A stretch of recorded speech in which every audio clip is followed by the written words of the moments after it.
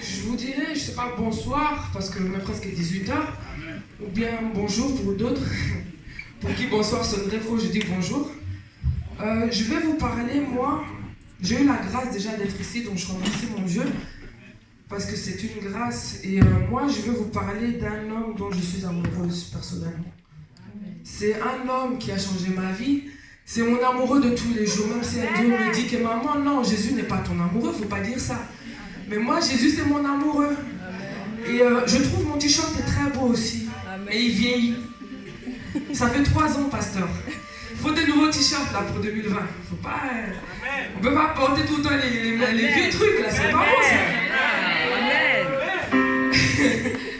Donc moi, je glorifie le Seigneur. Moi, si je suis là, je bouge beaucoup, excusez-moi. Moi, si je suis là, c'est pour vous parler de mon amour de tous les jours qui est Jésus. Vous savez, Jésus est un amour inconditionnel. Et il faut lui dire tous les jours que Jésus, tu es mon amour inconditionnel. Parce que, tu sais, l'amour de ma mère s'arrête quand je mourrai ou bien quand elle mourra. Mais Jésus, après l'amour, il m'aimera. Amen. Vous comprenez? Amen. Donc, moi, je vais parler de Jésus. Mais mon thème ne s'appelle pas Jésus, soyons clairs quand même. Mon thème s'intitule « Passer d'un royaume à un autre » par le biais du rachat. Est-ce que quelqu'un comprend c'est quoi le rachat? Quelqu'un peut m'expliquer c'est quoi le rachat? Bon, moi j'ai été chercher dans le dictionnaire, parce que je ne connais pas non plus bien. Et la définition du rachat que j'ai pu trouver, c'est l'action de racheter. Racheter, ça veut dire quelque chose qui appartenait à quelqu'un, toi tu viens et tu le rachètes. Vous savez, on voit ça dans les Happy Cash. Tout le monde connaît Happy Cash. Easy Cash, Happy Cash, le magasin de deuxième main. Ça veut dire, tu vas acheter quelque chose qui appartenait à quelqu'un d'autre. Vous savez, pour passer dans le royaume de lumière, tu ne peux pas y aller sans que le rachat ait été fait. C'est impossible. Il a fallu qu'il y ait un rachat. Pourquoi est-ce qu'on parle de rachat? Je vais vous expliquer ça. On connaît tous l'histoire de la Genèse. Que Dieu a créé Adam, il a créé Ève, elle va manger la pomme, elle a donné à Adam, Adam il est devenu, oh non c'est ma femme et tout ça. On connaît tous cette histoire. Sauf que le problème en est que Adam avait vendu sa nature divine. Ça veut dire quoi? Ça veut dire que Adam, en écoutant le diable, a perdu la nature qu'il avait premièrement. Il a été habillé de la nature de son nouveau propriétaire. Voilà pourquoi on parle d'une nature adamique premièrement, parce que je sais qu'on entend souvent la nature adamique, sans pour autant savoir qu'est-ce que ça veut dire. Nature adamique, c'est la nature que notre ancêtre Adam nous a laissée. Voilà pourquoi nous disons que nous naissons pécheurs. Parce que nous naissons avec l'héritage que notre arrière, je ne sais pas comment dire, nous a laissé. Vous savez, il y avait une loi dans l'esclavagisme auparavant. Vous verrez souvent des gens créoles des îles avec des noms français. Des Angolais avec des noms portugais. Pourquoi on voit ça? Parce que leur ancêtre avait habillé le nom de leur propriétaire. Leur ancêtre qui était esclave, quand quelqu'un venait et t'achetait, automatiquement tu prenais son nom. Dis-toi que derrière le nom, il y a un caractère. Ça veut dire quoi? Ça veut dire que derrière ce nom, il y a une attitude. Si Madame Bonjour t'a acheté, tu vas prendre un peu les mimiques de Madame Bonjour, tu vois. Madame Bonjour fait comme ça, toi aussi tu vas commencer à faire comme ça, parce que tu as pris son nom. Maintenant, ça va devenir que à tes enfants, tu laisseras la même attitude. À tes ancêtres, ils auront la même attitude. Vous comprenez? Amen. Il n'y a pas de Madame Bonjour pour ça, Claire. C'est un exemple. Donc, Madame Bonjour a laissé ça à ses enfants, à ses ancêtres. Pour casser cette chose, il faut qu'il y ait quelqu'un d'une autre tribu, d'un autre pays, d'une autre famille qui vienne afin de t'inculquer maintenant ses manières à lui. N'est-ce pas? C'est ça que Christ a fait. Christ, en fait, ce qu'il a fait, c'est quelque chose de merveilleux, moi je dis toujours. Christ nous a rachetés. Amen. Sa parole déclare qu'il nous a rachetés. Non pas à n'importe quel prix. Dans Romains 7, on voit que... Non, pas de Romains 7, excusez-moi. Donc plutôt... Oui, dans 1 Pierre, versets 18 à 19, je vous prie de vous lever, on va lire cette parole-ci. Je demandais à quelqu'un de pouvoir me lire cette parole parce que je n'ai pas mes mots. 1 Pierre, versets 18 à 19. Pour nous montrer à quel point Jésus nous a aimés. Comment est-ce qu'il nous a rachetés. 1 Pierre 1, 18 et 19. Sachant que ce n'est pas par des choses périssables, par de l'argent ou de l'or, que vous avez été rachetés de la vaine manière de vivre que vous aviez hérité de vos pères, mais par le sang précieux de Christ, comme d'un agneau sans défaut et sans tache, prédestiné avant la fondation du monde et manifesté à la fin des temps à cause de vous, qui, par lui, croyez en Dieu, lequel l'a ressuscité des morts et lui a donné la gloire, en sorte que votre foi et votre espérance reposent sur Dieu. C'est la parole du Seigneur. Amen. Je pense qu'on a compris par quoi est-ce qu'on a été racheté. Nous n'avons pas été rachetés par des billets de 100 €, des liasses de 500, des pièces, de l'échange contre de l'or et tout. Nous avons été rachetés par quelque chose qui était supérieur à tout ça. Nous avons été rachetés par le sang de Jésus-Christ. Tout en sachant que ce sang-là, c'était le sang de quelqu'un qui n'avait jamais péché. C'était le sang d'un innocent. Donc pour dire un innocent, c'est donné pour moi qui étais coupable. Vous imaginez un peu quel amour. Quel amour est-ce qu'il faudra avoir pour pouvoir faire ça? Si vous n'êtes pas d'accord, vous le dites. Hein, mais je pense que c'était ça. Amen. Donc Christ en fait est venu nous racheter par son sang. Il a fait couler son sang, lui qui était semblable à un agneau qui n'avait pas de tache. Lui qui était semblable à un agneau qui était innocent. Il est venu nous sauver, il est venu me sauver, moi et toi. Pour qu'aujourd'hui nous puissions avoir accès dans les parvis de Dieu tout simplement. Vous savez, auparavant nous n'avions pas ce privilège-là. Hein. Avant il fallait aller chez les sacrificateurs, tu vas, tu amènes ton mouton, tu amènes ta vache, il va, il coupe la tête, donc des cérémonies. C'était incroyable. Mais Christ, lui, est venu, et parce qu'il est venu verser son sang, lui qui était lui-même un agneau, toi et moi aujourd'hui nous sommes là. Amen. La parole déclare qu'il nous a donné le pouvoir de devenir enfants de Dieu. Amen. Quelque chose que nous n'étions pas autrement dit. Ça veut dire que tu n'étais pas enfant de Dieu, tu n'étais pas considéré comme étant prétendant même au titre d'enfant de Dieu, mais il t'a rendu prétendant au titre de devenir enfant de Dieu. C'est quelque chose de merveilleux, n'est-ce pas? Amen. Ça, c'était le biais du rachat. Il a fallu qu'il y ait un rachat pour que nous puissions être sauvés. Pour qu'aujourd'hui tu aies pu avoir ta conversion, il a fallu qu'il y ait un rachat. Le rachat, c'est la base de toute chose. Le rachat, mon frère a prêché ici, il a dit, vous savez, la rencontre avec Dieu, c'est quelque chose de merveilleux. Et le rachat, Christ l'a fait pour que tu puisses plus facilement rencontrer Dieu. Il t'a facilité la tâche, autrement dit. Il m'a facilité la tâche. Je n'ai pas à aller chercher quel sacrificateur ou je ne sais qui pour qu'il me fasse des sacrifices, des cérémonies pour pouvoir être enfant, appelé enfant de Dieu. Quel privilège. Quel privilège. Pour moi, c'est un privilège. C'est quelque chose qu'en réalité, je ne mérite même pas. Personne d'entre nous le mérite. Mais nous l'avons eu par sa grâce. La parole déclare là où le péché a abondé, sa grâce a surabondé. Là où la haine était rentrée, l'amour est rentré. Là où la mort était rentrée, la vie est rentrée. C'est ça que sa parole déclare. Et Christ nous a donné de pouvoir connaître tout cela, de pouvoir vivre tout cela, de pouvoir être les acteurs justement de cela. Donc on a vu qu'il y avait un rachat. Après le rachat, ça veut dire même toi qui étais mondain, tu peux prétendre au titre d'enfant de Dieu. Mais à une seule condition, c'est que tu acceptes le Seigneur Jésus-Christ. Tu ne peux pas bien sûr devenir enfant de Dieu comme ça. Je suis mondain dans toute ma mondénitude, je viens, je suis enfant de Dieu, ça n'existe pas. Pour devenir enfant de Dieu, tu dois passer maintenant un cap. Christ t'a facilité la tâche. Mais pour que toi et moi nous soyons là, il a fallu que nous acceptions Jésus comme étant Seigneur et Sauveur. Il a fallu que nous acceptions le fait que oui, Seigneur, effectivement, tu es venu dans ma vie, tu m'as récupéré, tu m'as prise et aujourd'hui je t'accepte parce que je reconnais ce que tu as fait. Tu dois reconnaître ce que Jésus a fait pour pouvoir accéder à ta royauté tout simplement. Amen. Tu dois reconnaître cela. Vous savez, j'ai essayé de comprendre une chose. Je me suis dit, ah Seigneur, moi quand j'étais en Égypte, personnellement, c'était bien. L'Égypte est bien, hein, parce que l'Égypte, il y a à peu près tout, on pense. L'Égypte est bien. Franchement, Canaan, ça ne m'intéressait pas avant. Je me disais, ah non, ça là, moi je reste là. Ça me va très bien. Moi, mon mode de vie me va très bien. Jusqu'au jour où Dieu est venu me dire, écoute, toi, comme tu veux faire la tête dure, tu veux me faire croire, moi qui a créé tout ça, que là c'est bon, que je sais que ce n'est pas bon, je vais te prouver. Et Dieu est venu me prouver, il m'a montré vraiment que à un moment je n'avais plus le choix. Je devais sûrement partir à Canaan. Et j'ai pris cette décision et franchement je ne le regrette pas. Amen. Amen. Je ne le regrette pas du tout. Je vais vous parler d'une chose. Christ n'est pas venu pour ceux qui étaient chrétiens, il est venu pour ceux qui étaient païens. Afin qu'ils l'acceptent et qu'ils deviennent chrétiens. Afin qu'ils l'acceptent et qu'ils deviennent enfants de Dieu. Amen. Mais il faut savoir qu'en étant mondain, tu as un mode de vie, tu as un environnement, tu as des kilos que tu accumules depuis ta naissance à cause de Adam qui s'appelle péché.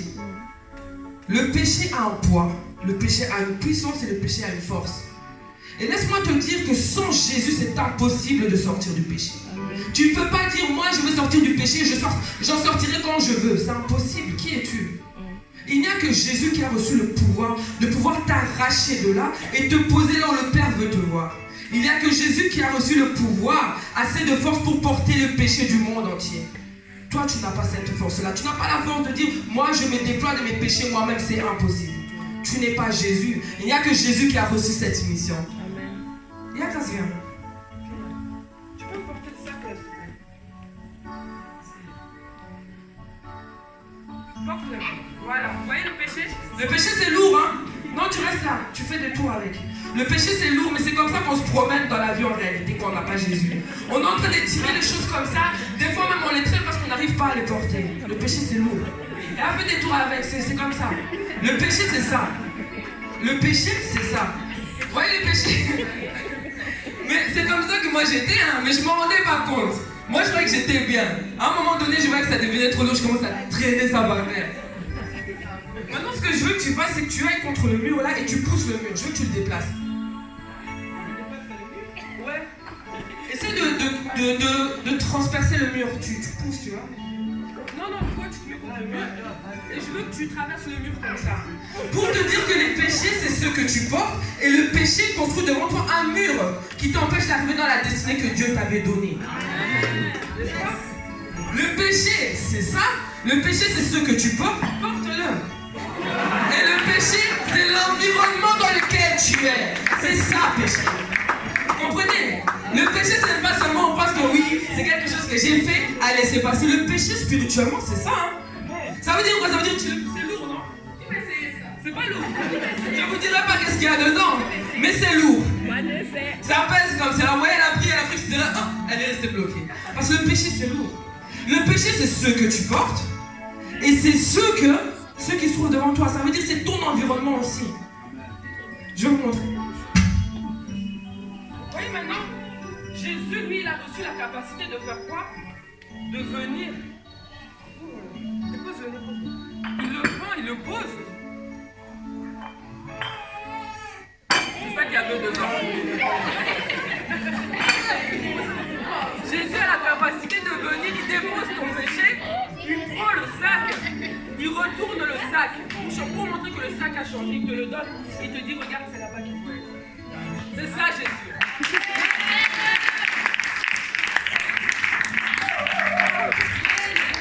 C'est ça Jésus. Tu peux remettre si tu veux. Ça va. Non, laisse ça comme ça. Il y a quelque chose où je vais t'appeler. Tu peux t'asseoir. Jésus, c'est ça. Ça veut dire Jésus. Ça veut dire Jésus, c'est le seul au monde qui a reçu ce pouvoir-là de venir te débarrasser de tes péchés. Tourner le sac de la mort, te le changer au sac de la vie et te montrer la direction. Ça veut dire qu'il a dit que le mur qui est devant toi ne sera plus jamais. Moi, je le honte. Regarde la direction. C'est ça, Jésus. Comprenez, Jésus, c'est ça. Jésus est amour. La parole déclare, il a dit, il est le chemin, il est la vie, il est la vérité. Et il a dit, vous connaîtrez la vérité. Et la vérité fera quoi? Ça, c'est Jésus. Amen. Ensuite, moi, ce que je veux vous expliquer, c'est quand tu as accepté que Jésus vienne dans ta vie, qu'il te débarrasse de ça, qu'il te montre le chemin, tu auras toujours des obstacles. Amen. Amen. Tu auras toujours des obstacles. Vous savez, quand tu avances tout droit, le mur là en face devient un obstacle. Parce que normalement tu devrais aller tout droit, mais le mur là devient un obstacle. Maintenant Jésus, qu'est-ce qu'il te dit? Il te dit que tu auras des obstacles. Mais moi, qui suis avec toi, je te ferai vaincre ces obstacles. Amen. Tu auras des tentations, parce que laisse-moi te dire que la tentation n'est pas faite pour un pécheur. La tentation est faite pour l'enfant de Dieu. Vous savez, la parole déclare que l'Esprit, jamais donné par la pasteur, l'Esprit a emmené Jésus dans le désert pour être tenté.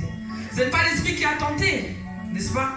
Mais l'Esprit devait trouver une force contraire à... En fait, la tentation doit trouver une force contraire à elle pour agir. Mais quand tu es pécheur, tu as la même force qu'elle. Elle ne peut pas agir. Parce que tu vis dans cet environnement-là. Le péché, c'est ton quotidien. Tu te trimbales avec ça comme ça. Mais quand tu es enfant de Dieu, ton sac est vide. Vous savez qu'est-ce que le diable fait là? Prends le sac. Prends le sac.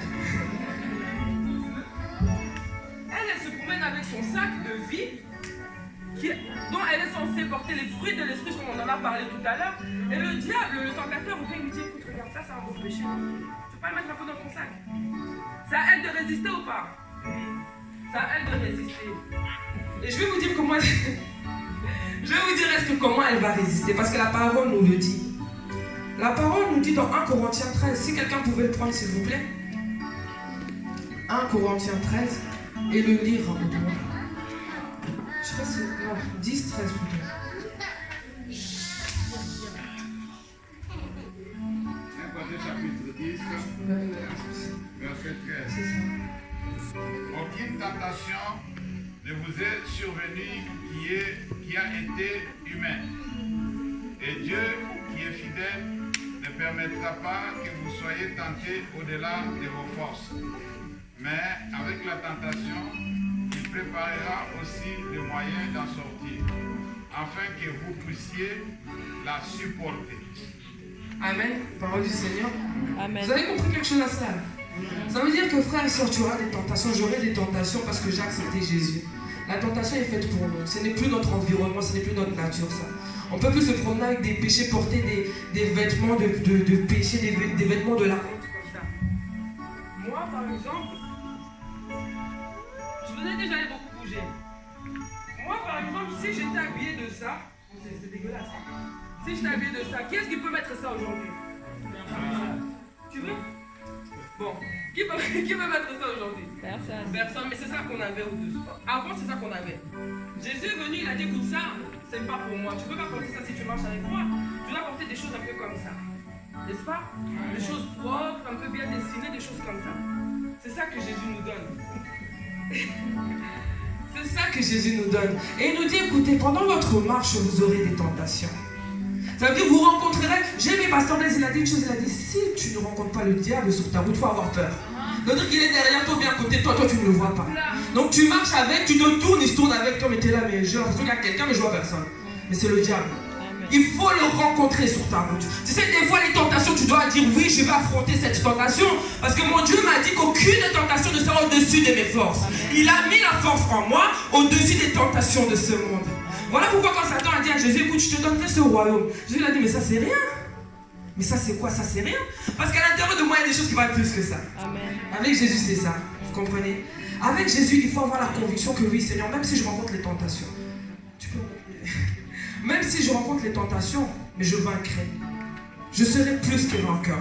Jésus nous a fait plus que vainqueur. Il ne nous a pas fait vainqueur, mais il nous a fait plus que vainqueur. On a parlé tout à l'heure, on a dit, notre Dieu est tout puissant. Donc il n'est pas puissant, mais il est tout puissant. Il est plus que puissant même, je dirais. Et nous, il nous a fait par sa nature divine. Après avoir accepté Christ, il nous a fait plus que vainqueurs comme lui. Parce que nous sommes de lui. Parce que nous avons sa nature en nous. Laisse-moi te dire que quand tu as accepté Jésus, tu as fait un excellent choix. Amen. Tu as accepté Jésus, tu as fait un excellent choix. Ça veut dire que tu t'es revêtu de l'habit de gloire. L'habit qui n'a pas de valeur terrestre. L'or et l'argent ne peuvent pas acheter cet habit. Vous comprenez? C'est pour ça que la Bible nous dit ça vaut quoi de perdre son âme et de... Non, ça vaut quoi de gagner tout de ce monde et de perdre son âme? Ça ne vaut rien du tout. Parce que Dieu sait ce qu'il y a à l'intérieur de nous. Il sait ce qu'il a posé en Angel, il sait ce qu'il a posé en Manassé. Et il se dit, Manassé, même si on lui donne un château, mais qu'on lui dit ça n'appartient pas à ton père, Manassé ne le prendra pas. Parce que Manassé prendra l'héritage de son père. Manassé prendra ce que Christ lui a légué. Vous comprenez?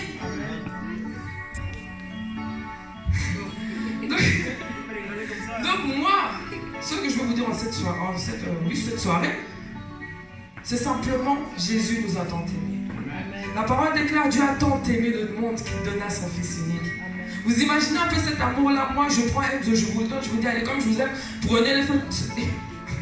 Je ne suis pas arrivé à ce niveau-là.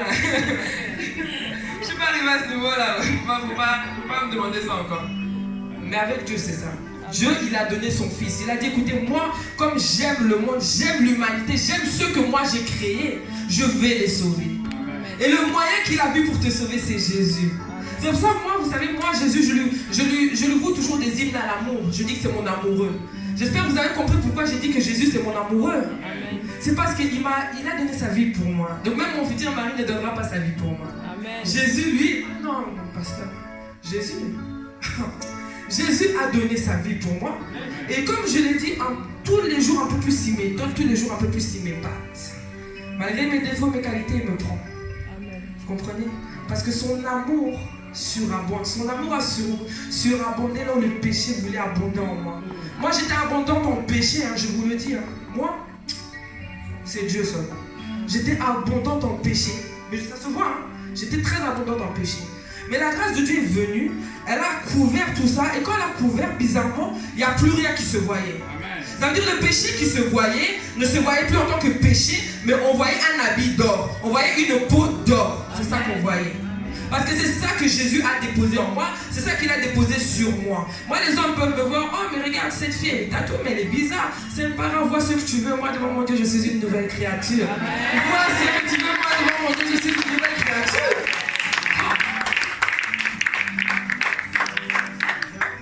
J'aimerais qu'on se lève. Il me reste 10 minutes, on va passer le temps à la prière. J'aime beaucoup prier. J'aimerais qu'on se lève, qu'on puisse rendre hommage à Jésus. Hommage à l'amour de Jésus. J'aimerais qu'on puisse bercer un peu ce Jésus. Il a tant souffert pour nous. Vous savez, il a été flagellé. Il a été fouetté. Il a été martyrisé. Tout ça pour toi et moi. On peut que lui rendre cet hommage-là, n'est-ce pas? Même le monde nous enseigne d'être reconnaissant. À combien plus forte raison devant Jésus? Voilà pourquoi on va... Moi, je veux célébrer Jésus en fait. Vous comprenez? Je veux célébrer l'amour de Jésus. Je vais célébrer Jésus. Je veux que vous dansiez avec moi Jésus. Je veux que vous respiriez avec moi Jésus. Je veux que vous chantiez avec moi Jésus. Pendant ces 10 minutes-là. On va danser un peu et après on va prier. On va simplement dire merci à Jésus pour son amour. On va lui dire merci pour sa grâce. Merci pour cet acte-là de la croix. Parce que le vif du sujet en réalité c'est l'acte de la croix. C'est par là que tu comprends l'amour de Jésus. C'est par là que tu comprends ce que Jésus a dû subir pour toi. C'est par là que tu comprends ce que Jésus a dû voir.